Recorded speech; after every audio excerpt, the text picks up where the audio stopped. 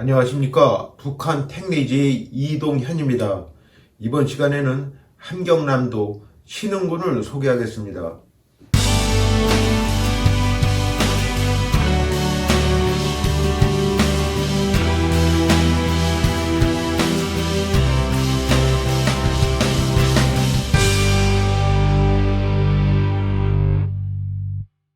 이번 시간에 소개하는 그 함경남도 신흥군은 다소 생소할지 모르겠습니다. 그 함경남도 안에서도 그 내부에 있는 그런 그 군이었습니다. 잘 들어보시지 못한 그런 분도 있을 것 같은데 이번 시간에 한번 차근차근히 한번 탐방을 해보도록 하겠습니다. 이게 이제 전체 그 군의 그 지도가 되겠는데요. 그 유명한 그 부전호라고 일제 시대 때 이제 그 부전강으로 부전강을 갖다 댐을 막아서 부전호로 만들어 가지고 이제 압록강으로 흐르던 강물을 갖다가 이쪽 그 동해안 쪽으로 이제 흐르게 해가지고 발전소를 만들었거든요. 그래서 이것이 이제 가장 좀 유명한 곳이라고 하겠고요. 주변에 이제 군을 살펴보게 되면은 이제 함주군, 홍원군, 장진군, 북천군, 풍산군 이렇게 이제 구성이 되어 있었습니다. 북한에서는 지금 현재 신흥군이 거의 이제 옛날하고 이제 비슷하게 이렇게 만들어져 있는데 그 위에 부정군이 하나 이렇게 생겼어요. 일제 시대 때 여기 부정강 댐이라고 해가지고 여기서부터 이렇게까지 해가지고 이게 동상면이라고 있었는데요. 요 이제 동상면이 그 위에 쪽까지 좀 더 포함을 해가지고 여기가 이제 그 부정강 부전호까지였다면 그 위쪽까지 더 이제 포함을 해가지고 부전군을 하나 이렇게 만들었던 거죠. 그래서 현재 그 북한의 그 옛날에 신흥군은 신흥군하고 또 부정군하고 이렇게 이제 나뉘어지게 됐습니다. 맨 아래 가평면, 원평면, 신흥면, 서고천면, 영고면, 상원천면, 하원천면, 동상면 이렇게 되어 있었거든요. 요거는 그 신흥군지 옛날에 발간된 신흥군지에서 지도가 하나 있길래 제가 이제 브로그에 올려놨습니다. 그 신흥군에서 유명한 그 명소가 있는데요. 요 천불산이라고 있는데 그 천불산 아래쪽에 이제 백악폭포가 있고 거기에 유명한 그 개심사라는 유명한 절이 있었습니다. 그래서 요 절이 기억할 만하고요. 그 신흥군 같은 경우에는 원래는 이제 그 신흥군이라는 것 자체가 이제 일제 시대 때 만들어진 군인데요. 이쪽 그 부전령이라고 해서 이 고개가 하나 있는데 그 부전령 옆쪽으로 해가지고 여기 그 부전 호수라고 해가지고 요렇게 해서 그 철도길이 이렇게 하나 나 있어요. 여기 그 송흥이라는 데까지 해서 철로가 그 신흥에서 나왔다가 그 뒤에 이제 그 부전호 이쪽 그 부전호까지 이렇게 철로가 이어지게 되었던 거죠. 거기 보게 되면 이제 이쪽 그 부전령으로 가는 길 말고 그 옆쪽으로 철로가 이렇게 났는데 그 인크라인 철도라고 합니다. 그래서 이 송흥 있는 데를 중심으로 해서 1호 발전소, 2호 발전소, 3호 발전소 여기 아래까지 이제 4호 발전소가 이렇게 생겼던 거죠. 부정령을 기준으로 해서 이쪽으로 계속 양쪽으로 해가지고 긴 골짜기가 이렇게 나 있는데요. 산맥이 나 있는데 강물이 이쪽으로 이렇게 흘러갔던 거죠. 자, 그러면 그 좀 전에 말씀드린 것을 좀 더 넓은 위성 지도로 살펴보겠습니다. 여기가 지금 그 함흥이 되겠는데요.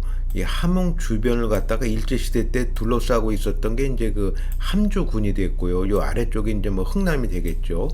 그래서 신흥이 차지하고 있던 곳은 요쪽에 요런 부분이 이제 차지하고 있었던 건데요. 조금 이제 확대를 해보게 되면요. 이 신흥에서 이 내려오는 이 강줄기가 이 함흥을 지나가지고 꿰뚫어가지고 이쪽 흥남 쪽으로 내려가는 게 유명한 그 성천강인데요. 이쪽에 이쪽 함흥 시내를 관료하는 이 강줄기가 또 하나 있고 이쪽 장진에서 내려오는 이쪽에서 내려오는 강줄기가 이렇게 하나 있었어요. 함흥 주변의 그 자연 지도가 되겠는데요. 여기가 이제 신흥이라고 그러면은 영광이라는 곳이 군이 하나 생겼는데, 이쪽 장진 쪽으로 가는 황초령에서 내려가는 이 흥림천하고, 그 다음에 이쪽 함흥 쪽으로 내려가는 호련천이 있어요. 그래서 호련천하고 이쪽 그 성천강이 이제 주류 이제 강물이지만, 이게 지류가 이렇게 흥림천하고 호련천하고 해서 합류가 되는데요. 여기서 이렇게 그 성천강이 이렇게 흘러가면은 이 흥림천하고 호련천하고 이렇게 합류가 돼가지고 이 성천강을 이루게 되는 거죠. 그래서 이런 특별하게 요 강줄기 요 세 개만 이렇게 이해를 하게 되면 함흥 주변의 지리는 쉽게 파악이 될 수가 있습니다. 지형이 간단합니다. 그래서 지금 우리가 이제 요번에 신흥하고 나서 이제 뭐 함주군하고 또 장진군 이런 데도 다 이제 살펴보겠지만요. 여기가 이제 함흥에 있다 그러면 함흥에서 영광을 중심으로 해서 이 신흥선, 부전호로 올라가는 신흥선이 있고, 그다음에 이제 장진호로 올라가는 이제 장진선이 이제 그 북한에서 이제 철로가 나 있는 거죠. 그래서 여기 이제 아까 말씀드린 여기 신흥읍이 있다 그러면 천불산이 요 부근에 있고요. 그래서 여기 이제 황초령이라고 여기 있는데, 이 황초령 같은 경우는 그 진흥왕 순수비가 있는 그런 곳이거든요. 그래서 여기 이제 부전령을 기점으로 해서 여기 이렇게 부전령 산맥이 있는데, 그 옆쪽으로 해서 그 신흥선이 이렇게 나 있고, 이 부정강이라는 거는 여기 3호 골산을 중심으로 해서 이쪽으로 해서 이제 그 압록강으로 흘렀다가 이 장진호 쪽하고 이렇게 합류가 됩니다. 위로 가가지고. 그래서 그 위쪽을 더 살펴보게 되면 이 부전호가 계속 이렇게 강물이 가다가 이 장진호하고 합류가 돼가지고 이제 돼서 이 부전호가 그 장진호의 지류예요. 그리고 아까 말씀드렸지만 이쪽이 부전강을 중심으로 해서 북한에서 이제 그 양쪽에 이제 산맥이 있는데, 그 오른쪽에 있는 산맥을 북수백 산줄기라고 하고요. 그 다음에 이제 왼쪽에 있는 산줄기를 연화 산줄기라고 합니다. 그래서 그 부전강이 요 연화 산줄기하고 북수백 산줄기를 갖다가 사이에 두고 이렇게 흘러가는 것이죠. 북쪽으로. 그리고 이제 그 북수백 산줄기 옆에 뭐 피수령이든지 차일봉이든지 이렇게 해가지고 옆으로 또 이제 가는 그 골짜기가 나 있더라고요. 함산지라는 게 있는데요. 책자가 제가 하나 이제 구해놓은 게 있는데, 이 함산지라고 하는 게 이게 뭘 뜻하는 거냐면은, 원래 예로부터 이쪽 함흥, 흥남, 함주, 신흥 이쪽 군 지역은요, 이게 나누어지기 이전에 군명이 있었는데 그 이름을 함산이라고 했습니다. 그래서 이게 함산이 오래된 이름이죠. 결국 이제 함흥에서부터 신흥까지 다 포괄하는 그런 지역이 되겠습니다. 그래서 1970년대에 나온 향인지라는 책자에 신흥군을 이렇게 소개하고 있습니다. 신흥군의 역사는 고작 반세기를 남짓하게 헤아린다. 글자 그대로 신흥고을, 원래는 오랫동안 여진족들이 점령해서 살아오던 땅으로 여말 이태조의 부친인 이자춘이 그 세력을 몰아내고 함흥부에 예속시켰다. 이때 이 지방을 수상이라고 했다. 그러니까 아까 말씀드렸지, 성천강을 중심으로 해서 성천강의 상류 지역을 수상이라고 했습니다. 이 고을의 중앙부를 동서로 꿰뚫어 달리고 있는 부전령 산맥은 군을 뚜렷하게 남북으로 갈라놓고 있으며, 북은 1000m 이상의 고원지대로 우리나라의 지붕이라는 개마고원에 연결된다. 산맥을 경계로 남쪽으로는 성천강이 동해로 흘러드는 동안 일대에 좁은 평야가 전개되며, 북쪽 고원에서는 장진강으로 유입되는 부정강이 동상면 한대리에서 막혀 인공 저수지를 이루고 있다. 1926년 일제에 의해 설치된 이 부전호는 터널식 수로를 통한 발전 시설로 유명하기도 하다. 그런가 하면 일대는 한국 8경 중에 하나로 꼽히는 명승지로 내외의 시선을 모으기도 했다. 고원 일대의 원시림이나 호반의 풍초 요하가 볼만하지만, 더욱 백암산을 오르내리는 잉크라인은 동양 제1의 규모라는 것으로 이 지방의 명물이다.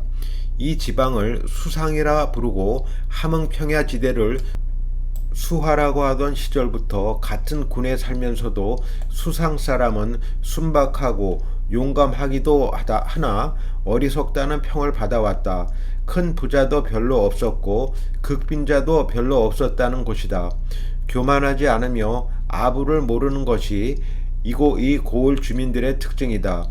예절이 바르며 조상 숭배의 관념이 강했다고 한다. 또 근면하며 독립성이 강하고 진취적인 면이 이곳 사람들의 장점이지만 아집이 강하고 협동심이 부족한 것은 큰 약점이라는 것이다.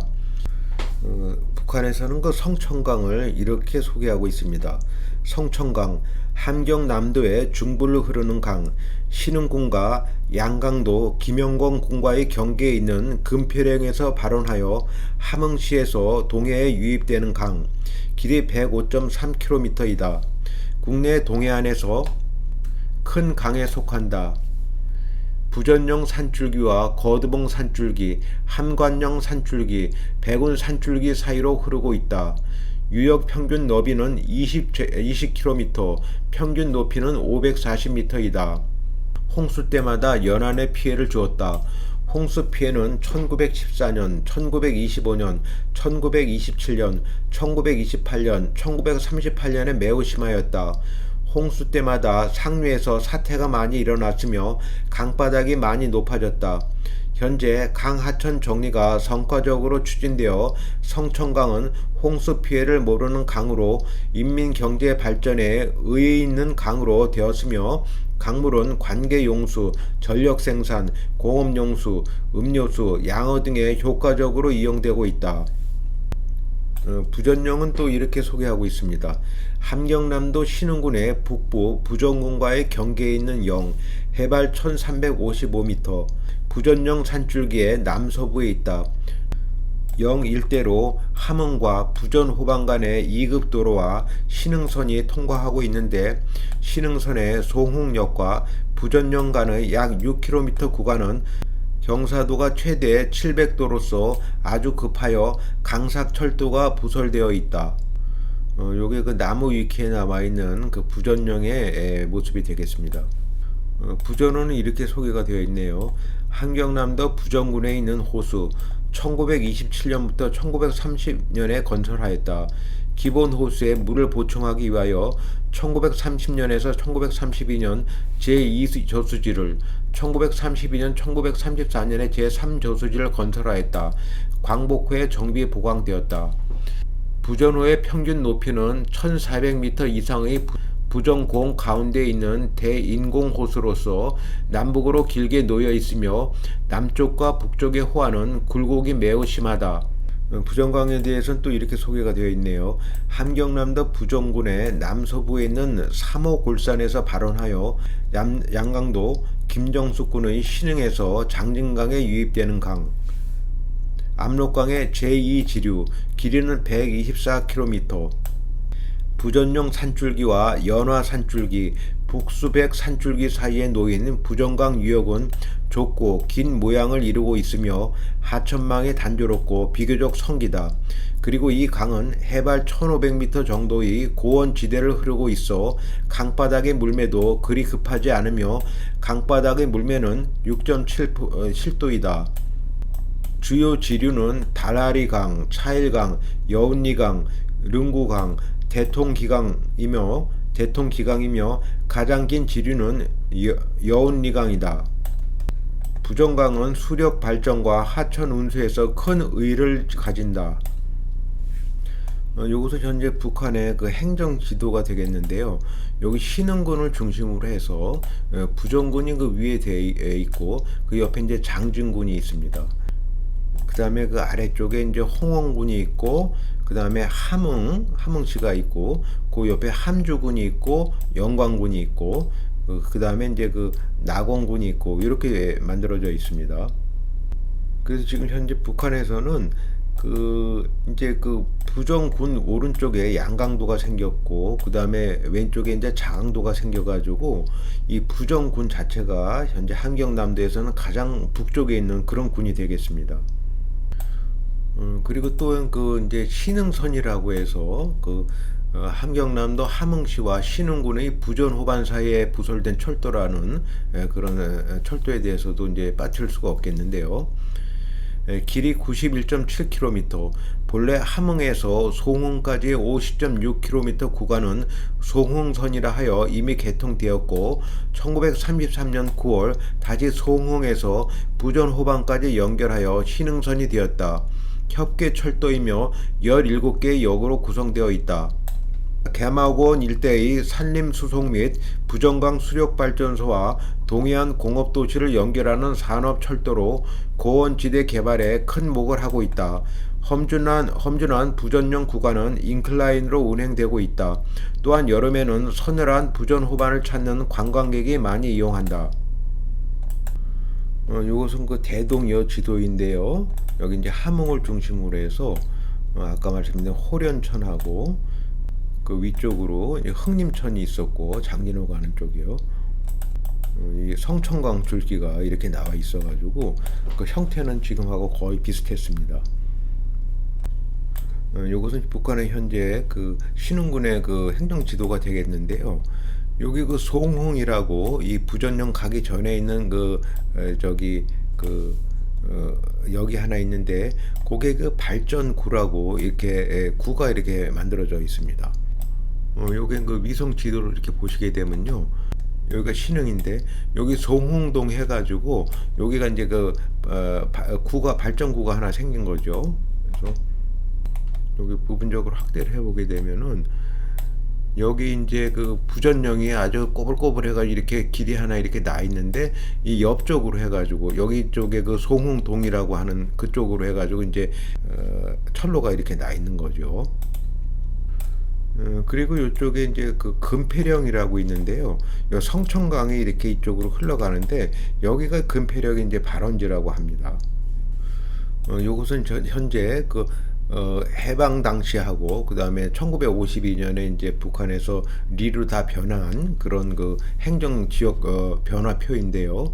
옛날에 나왔던 이 뭐 면들이 현재 그 부산에서 북한에서 리로 바뀐 그런 그 표를 한눈에 보여주고 있습니다. 그 부정군 같은 경우에는 신흥군 동상면이 주로 이제 통째로 이제 그 부정군이 됐고 주변에 그 장진군 같은 데를 이제 편입을 했던 거죠.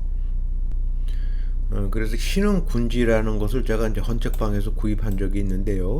여기 보게 되면 이제 1969년이니까 뭐 시전된 다음에 20년도 안 됐을 때 이제 발간된 꽤 오래된 책자이죠. 함흥 평야의 북부 비악고치 안쪽에는 인수 물풍의 대분지가 있다. 동서의 연장은 약 140리, 남북의 연장은 약 200리며 그 면적은 약 1420평방리로 비교적 광대한 지역이다.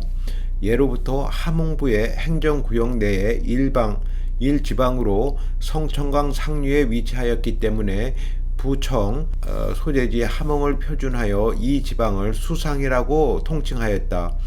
수상은 산자 수명하고 토지 비옥한 후에 문물이 완비하고 인족이 번영하여 밭을 갈아 농사짓고 우물 파서 마시며 상하 반만년에 창상세변을 겪으면서도 순후한 풍속 밑에 예절 바르게 살아왔다. 그래서 이 지방은 또한 문무충의 고장으로도 알려져 왔다.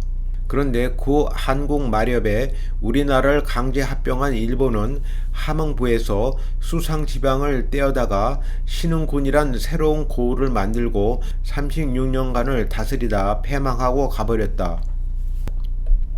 그런데 그 함경남도 신흥군에 같은 경우에는 그 개심사라고 아주 유명한 절이 있었습니다. 개심사는 그 신흥군 원평면 천불산에 있었던 삼국시대 신라의 승려 원효가 창건한 사찰입니다. 일제감경지에는 기주사의 말사였습니다. 원효가 창건하고 도선이 지정한 비보 사찰의 하나로 이 절을 중창하였는데 불이 자주 나서 여러 번 그 중창을 했던 그런 절이 되겠습니다. 북한의 그 조선 향토 대백과에서는 신흥군을 이렇게 소개하고 있습니다. 함흥군에서 분리되어 새로 설치된 군이라는 뜻에서 새 신자와 함흥군의 흥자를 따서 신흥군이라 하였다. 이 지역에서 원시시대의 유적 유물은 발굴된 적이 없다. 하지만 주변에 있는 함흥시와 홍원군 등 지역에서 신석기 시대, 청동기 시대의 유적 유물이 발굴된 것으로 미루어 보아 적어도 청동기 시대에서부터 사람이 살고 있었던 것으로 짐작된다. 고대 국가가 형성되면서 옥저에 속해 있었으며 삼국시대에는 고구려의 영역이었고 그 후반에 신라의 판도에 편입되어 있었던 것으로 추정된다. 698년 발해국이 건립되면서 남경 용원부에 속해 있었다. 고려국의 개국에 이르러 고려의 판도에 편입되었으며 한때 여진의 지배하에 있다가 후에 금나라가 쇠망하고 원나라 쌍성 총관부의 관하에 있었다. 그러다가 1356년에 다시 고려의 영토로 수복되어 함주에 속해 있었고 그주 함주가 함주목이 되면서 함주목에 속해 있었다. 이시 왕조가 건립되어서 1416년 태종 16년에 함주목이 함흥부로 승격되었고 이 지역은 함흥부에 속해 있었다. 2조 말기까지 이 지역은 군현으로 독립되지 못하고 함흥부 산하의 행정구역으로 있었다. 1914년 행정구역 폐합 시에 함흥군의 면을 통합하여 신흥군을 구성하였다. 신흥군의 자연은 또 이렇게 소개하고 있습니다. 이 지역은 성천강 연안의 좁은 지역을 제외한 대부분의 지역이 산지로 되어 있다. 북부에는 명당봉, 백역산, 부전령, 백암산, 고대산, 동부에는 천산대봉, 태백령, 발의봉, 팔봉, 사시봉, 남부에는 박달봉, 장동산, 서부에는 천불산, 마한산 등이 솟아있다. 이 지역에는 성천강 상류와 이 강에 유입되는 수십 개의 작은 하천들이 있다. 그중 길이가 15km 이상 되는 하천은 6개이다. 하천들은 계절에 따라 유량의 차이가 크고 강바닥의 경사가 급한 산악하천의 특성을 가지고 있다. 주요 하천은 성천강과 동덕천, 서고천, 작은 골천, 동흥천, 경흥천, 서곡천이다. 이 지역에는 영고저수지, 중평저수지, 동흥저수지, 서남저수지 등이 건설되어 있다. 군은 함경남도에서 산림 자원이 많은 지역으로서 산림이 군 전체 면적의 87%를 차지하고 있다. 교통은 신흥선이 통과하고 있으며 여기에 우상역, 신흥역, 동흥역, 경흥역, 송하역, 송흥역 등이 설치되어 있다. 송흥 부전령 구간은 경사가 아주 급한 강삭철도로 되어 있다. 도로 교통은 함흥에서 신흥을 지나 부전령을 넘어 부전으로 통하는 2급 도로와 신흥에서 불개미령을 넘어 양강도 김영권 군으로 통하는 2급 도로를 비롯하여 여러 갈래의 도로가 개설되어 있다. 분 소재지인 신흥읍에서 도 소재지인 함흥까지는 36km이다. 부전강 발전소는 이렇게 소개하고 있습니다. 함경남도 신흥군 발전 노동자 구에 있는 수력 발전소, 부전강 유역의 변경에 의하여 전력을 생산하고 있다. 현재 이 발전소에서는 동해안 지역의 공장, 기업소와 주민 생활에 대량의 전력을 공급하고 있다. 이 발전소는 1930년대에 일제가 부전강 뚝을 축조하여 대형 저수지를 형성하여 전력 생산을 하기 시작하였다. 광복 후에 여러 차례의 확장 보수를 거쳐 현재 함경남도의 비중 있는 전력 생산 기지로 되었다. 부전군에 관해서는 이렇게 소개하고 있습니다. 부전은 이 지역에 있는 부전령에서 따온 것인데 싸움에 나선다는 뜻으로 되어 있다. 이 지역은 고려 시기와 이조 시기에 걸쳐 외적들과 대치하고 있으면서 많은 군사들이 파견되었다. 부전령은 바로 싸움하러 온 군사들이 있는 영이라는 뜻을 나타내고 있다. 원래는 여기가 한대리 있는 데까지 여기가 신흥군이었는데 그 위쪽까지 이제 확대가 된 거죠. 이쪽 아래쪽까지 이렇게 이제 부전강이 내려가게 돼 있는데 여기 한대리가 이렇게 표기가 돼 있거든요. 그런데 이렇게 이제 강줄기가 계속 내려가면서요. 이렇게 강줄기가 계속 이렇게 내려가고 있는데요. 이렇게 해가지고 이쪽에 여기 장진강이 보이죠? 그래서 이 강줄기가 이렇게 흘러가 가지고 여기 그 장진강하고 이렇게 합류가 되는 거죠. 그러면 지금부터는 그 신흥군 출신 이북도민 유명 인사를 소개하겠습니다. 그 신흥군 출신으로 유명하신 분으로는 그 노금석이라는 북한 공군 장교를 들 수 있습니다. 이분은 그 1953년에 망명을 했는데요. 노금석은 1932년생으로서 조선민주주의인민공화국에서 대한민국으로 망명한 공군 장교이다. 그는 1945년부터 공산주의에 대해 적개심을 가지고 있었는데 1948년 16세가 되었을 때 그는 해군 군관학교에 재학 중 배를 타고 월남을 시도하였으나 실패하였고 이후 공군이 되어서도 기순을 원했다. 1953년 9월 21일 조선인민군 공군 상위였던 그는 연습을 구실로 평양 순환 비행장을 이륙하여 13분 만에 대한민국 경기도 김포 비행장으로 미그 15기를 타고 날아갔다. 그는 미국이 소련의 전투기 미그 15를 확보하기 위해 10만 달러의 포상금을 내걸었던 물라 작전의 보상으로 10만 달러를 받았다. 노금석과 그가 타고 온 미그 15기는 오키나와 미 공군 기지로 인도되었는데 사실 그는 미그기를 타고 탈출하는 것에 대해 보상이 있다는 것을 모르고 있었다. 그가 가장 기뻐했던 것은 먼저 홀로 월남했던 어머니와의 만남이었다. 노금석은 미국 중앙정보국인 CIA 권유로 1954년 5월 어머니 고정월과 함께 미국으로 건너가 델라웨어 주립대학교 항공공학과를 학사 졸업하였고 1960년에는 재미교포인 클라라 김을 만나 이남 일녀의 가정을 꾸렸다. 박사 과정을 마친 뒤 1970년 6월 13일에는 일본 항공을 통해 어머니와 대한민국을 다시 함께 방문하여 자신이 17년 전 착륙했던 귀순할 당시 자신을 도왔던 대한민국 공군의 동료들을 만날 수 있었다. 그는 미국의 화학기업인 듀퐁과 그러먼, 보잉, 제너럴 다이내믹스, GM, GE, 로키드, 듀퐁, 웨스팅하우스와 같은 방위산업체에 근무하면서 퇴직 전까지 데이터 나비지의 대학교에서 강의를 맡기도 하였다. 1996년에는 자신의 망명 사건을 기록한 책을 저술하였다. 그 다음으로는 그 신흥군 출신으로 민중사학 1세대의 선두주자인 정석정 전 영남대 사학과 교수님을 들 수 있습니다. 정석정 교수는 1937년에 함경남도 신흥에서 태어나 1947년 월남한 실향민으로 1950년 대구에서 전시통합중학을 다녔다. 1957년 서울대 물리과대학 사학과에 입학하여 지금은 상상하기 어려운 학풍 속에서 선학들의 지도보다는 학우들과의 토론을 통해 성장했고 4.19의 현장에서 시위에 뛰어들기도 했다. 본격적인 학자의 길을 걸으면서 규장각의 사료 더미 속에서 목소리 잃은 민중의 흔적을 찾았다.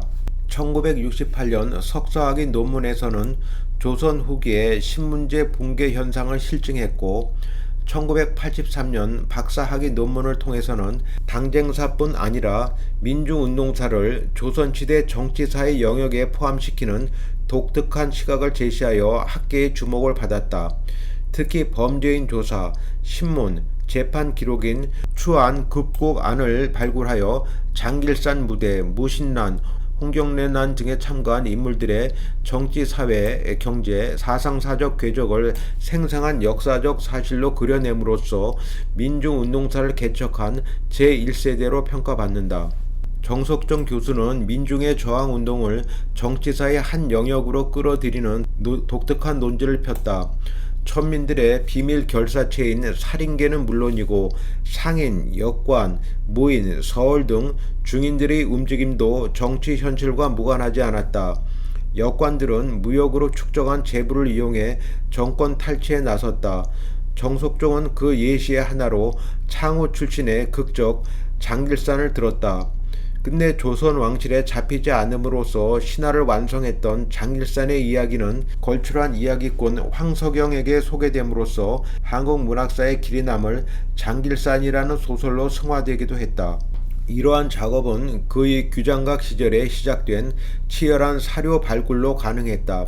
그는 유명한 추한국고관을 비롯하여 관서신미록, 진중일기, 안능일기, 홍씨일기 등 수많은 사료를 번역, 해제, 분석함으로써 한국 사학계에 민중운동사의 시작을 알렸고 민중운동사를 탐구하고자 하는 후학들에게 훌륭한 길잡이가 되어주었다. 그 다음에 그 함남 신흥군 출신으로 인장공예의 명장인 박호영 박인당 대표를 들 수 있습니다. 사방 한치를 뜻하는 방촌이라는 말을 사전에서 찾아보면 1. 좁은 땅, 2. 마음이라고 되어 있다. 그래서 전각으로 불리는 인장을 방촌의 예술이라 했다. 서울 종로구 관철동의 박인당 대표 박호영 씨는 방촌을 논밭 삼아 평생을 살고 있는 인장공예 명장이다.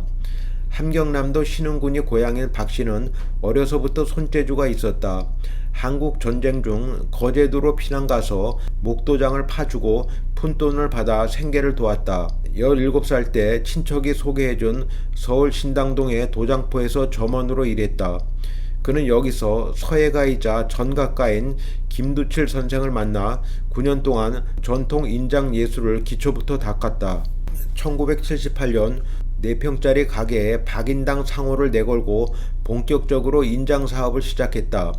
해를 거듭하면서 박인당을 찾는 회사와 개인 등 단골이 늘어났다. 40년 동안 거래한 대기업도 있다. 독립운동가이자 서예가인 위창 오세창 선생의 근역 인수 등 고문헌이나 자료를 토대로 서법과 도법을 연구했다. 근역 인수는 조선 초기부터 광복 이전까지 서학과 문인 학자들이 날인된 인장을 모아 자료집으로 엮은 인보이다. 여기에는 850명의 인장이 실려있다. 전, 예, 해, 행, 초의 각 서체 구별은 물론 제대로 쓸 줄 알아야 인장의 기운을 불어넣을 수 있다며 도장의 중요성에 대해 역설했다. 예로부터 돈은 빌려줘도 도장은 내주지 말라고 했지요. 요즘은 서구처럼 서명으로 대신하는 경우가 늘고 있지만 도장은 여전히 가장 확실한 증명과 신뢰의 수단으로 그 기능을 유지하고 있습니다. 개인의 이름이 새겨진 사인은 그 사람의 분신이나 다름없는 소중한 것으로 인격을 대신하지요. 박 씨는 2004년 기능인 최고의 영예인 인장공예 명장에 선정됐지만 고2를 넘겨서도 문화생을 두지 않고 손도장만을 고집한다. 붓으로 한자 한자 써서 정신을 집중해서 조각한다. 하도급도 주지 않고 있다. 그 다음으로는 그 얼마 전에 돌아가신 한탄 바이러스를 발견하셨던 신흥군 출신 미생물학자 이호왕 선생님을 빠뜨릴 수 없겠습니다. 이호왕은 1928년 함경남도 신흥에서 태어났다. 아버지 이장근과 어머니 한기 사이에서 4남 3년 중 3남으로 출생한 그는 어릴 때 부유한 생활을 했다. 아버지가 농사를 지으면서 읍내에서 비료가게, 쌀가게, 포목점까지 운영했기 때문이다. 어린 시절 이호왕은 공부보다 운동을 좋아했고 글짓기를 잘해서 작가를 꿈꾸었다. 하지만 그가 정작 선택한 것은 운동의 길도 작가의 길도 아니었다. 그의 어머니는 아들이 의사나 판사가 되기를 바랐고 그 소원을 셋째 아들인 이호왕을 통해 이루고 싶어 했다. 학교 성적이 좋았던 이호왕은 실흥보통학교를 거쳐 함경남도에서 가장 유명한 함남중학교에 들어갔다. 그러나 해방을 전후로 그의 집안은 매우 어려워졌고 1948년 어렵게 중학교를 마칠 수 있었다. 어느 대학으로 진학할지 고민하던 그에게 한의사의 딸이었던 어머니는 함흥의과대학을 권유했다. 서울 유학을 가기는 힘든 여건이었고 함흥에서 학교를 다닐 생각이라면 함흥의과대학이 그나마 괜찮았던 것이다. 이호왕이 하고 싶은 분야는 따로 있었지만 어머니의 권유나 환경적인 요인에 의해 의학에 발을 들여놓게 되었다. 함흥의과대학에서 이호왕의 생활은 순탄하지 않았다. 지주의 아들이라는 것이 이유가 되어 장학금 신청도 번번이 거절당했고 모든 행동에 대해서도 비판적인 시선을 받았다. 이러한 생활이 계속되면서 이호왕은 어떻게 하면 이남으로 도망갈 수 있을까를 항상 고민했고 미국의 소리 방송을 들으며 미국이 어서 쳐들어왔으면 하고 빌어보기도 했다고 회상했다. 한국 전쟁이 발발하면서 기회가 생겼다. 해방 직후 사상, 출신 성분 등으로 비판받았던 이호왕은 인민군에 뽑히지 않았던 것이다. 그는 서울에 있었던 형의 도움으로 월남하여 1951년 서울대학교 의과대학에 편입해 다닐 수 있었다. 부산에 생긴 전치연합대학에 다닐 시절 이호왕은 어려운 여건에서도 열심히 공부해 내과 의사가 되어야겠다고 생각했다. 내과 의사는 돈을 많이 벌 수 있다고 믿었기 때문이다. 그러나 그는 대학을 졸업한 후 개원하지 않고 대학원에 진학했다. 일단 힘들어도 공부를 계속하고 싶다는 생각도 있었고, 내과 진료를 잘하기 위해서는 그 당시 전국적으로 퍼져 있던 전염병을 잘 알아야 한다는 생각이 있었기 때문이다. 이에 따라 그는 처음에는 내과를 전공하고자 했으나 질병의 원인을 알기 위해 미생물학을 공부하기로 했다. 전쟁이 휩쓸고 간 뒤라 연구 환경은 매우 열악했지만 서울대와 미네소타대 간의 연구 교류가 이루어짐에 따라 이호왕은 미국 유학의 기회를 얻을 수 있었다. 1955년부터 시작된 미네소타에서의 대학원 생활은 그의 바이러스 연구의 시작점이 되었다. 그의 지도 교수는 바이러스 분야에 상당한 권위를 자랑하던 시버튼과 시러였다. 이렇게 자세하게 연구 역정을 브로그에 소개해 놨습니다. 그리고 신흥군 출신으로 분단의 아픔을 주로 그려서 관복 작가로 불렸던 여류 소설가 이정호 선생님을 손꼽을 수 있습니다. 이정호는 1961년에 등단하여 80이 넘은 지금까지 꾸준히 창작 활동을 하고 있는 현역 여성 소설가이다. 그러나 그녀는 그동안 문학사에 등재되지 못한 것은 물론 여성문학 연구자들에게도 전혀 그 존재를 드러내지 못했다. 이정호의 소설은 크게 두 방향으로 나누어 살펴볼 수 있다. 첫째는 관북의 서정적 자원을 원시적 필체로 담아낸 소설들이고, 둘째는 전쟁과 이산의 상흔에 관한 연작 장편이다. 우선 첫 번째 부류에 속하는 감비, 천벌부디, 소나무, 뚜갈리 연작은 등장인물들의 우정과 배신, 미련과 집착, 떠남과 돌아옴, 방화, 살인, 욕망과 인정 등 다양한 삶의 양태가 고스란히 담겨진 소설이다.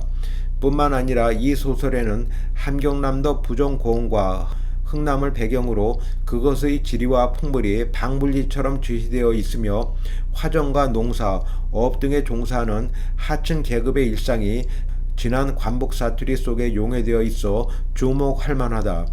움직이는 벽과 그들은 왜 갔을까는 전쟁 전후 북한의 사회상을 배경으로 가족의 이산과 월남, 결혼 등이 파노라마처럼 그려진 연작 장편이다. 움직이는 벽은 1949년 7월부터 1950년 12월까지 1년 반 동안에 벌어진 북한의 현실태를 적나라하게 묘사한 작품으로 한 여교사의 눈에 비친 북한의 교육 현실과 사회상을 구체적으로 서술하고 갑작스레 맞이한 전쟁의 순간순간을 담담한 어조로 복원해내고 있다. 후속작 그들은 왜 갔을까는 전형적인 후일담 소설로서 시공간적 배경이 달라진 새로운 좌표에서 전작의 인물들이 어떻게 적응하고 살아왔는가를 기억과 회상에 의존해 반복 재생하고 있다. 움직이는 벽과 그들은 왜 갔을까는 전쟁 전후 북한과 남한의 사회상을 총체적으로 들여다볼 수 있는 색다른 창 역할을 한 소설이다. 특히 전편에 깔린 관복 사투리는 생생한 현장감과 함께 독자들을 새로운 지방의 공간으로 안내하고 있다. 이정호 소설은 작가의 고향인 관복과 그곳에서 겪은 해방과 전쟁의 참상들, 그리고 월남 이후의 삶에 대한 이야기로 가득하다. 그렇게 해서 현재 신흥군에 관한 기록이 상대적으로 부족한 편인데요. 이정호 선생님의 소설을 읽으면 많은 부분이 복원될 수 있지 않을까 생각이 됩니다. 그 다음으로 신흥군 출신으로 유명하신 월산 스님을 빼놓을 수 없습니다. 현대 한국선 집대선 시킨 본본 대종정. 1943년 어느 날 훤칠한 키에 준수한 용모의 한 청년이 한변도 안변에 서광사 경내로 들어섰다. 이절 스님 양왕강의 안내를 받은 청년은 마침 이 절에 들러 며칠간 머물고 있던 금호 화상의 방문 앞에 이르러서는 제자가 되고 싶다고 넙죽 큰 절을 올렸다. 내 한 몸 끌고 다니기도 힘든 세상에 제자는 무슨, 자신을 제자로 받아달라는 청년의 몸짓을 홀홀 단신으로 유행을 하며 수행 정진을 하던 금호 화상이 달과 할리는 만무. 그래도 간절한 청이 되자 화상은 몇 마디를 청년을 향해 던졌다. 화상은 젊은이의 얼굴을 뚫어지게 쳐다봤다. 어떤 고난이 닥쳐도 흔들리지 않을 단호함이 표정 속에 얽혀 있었다.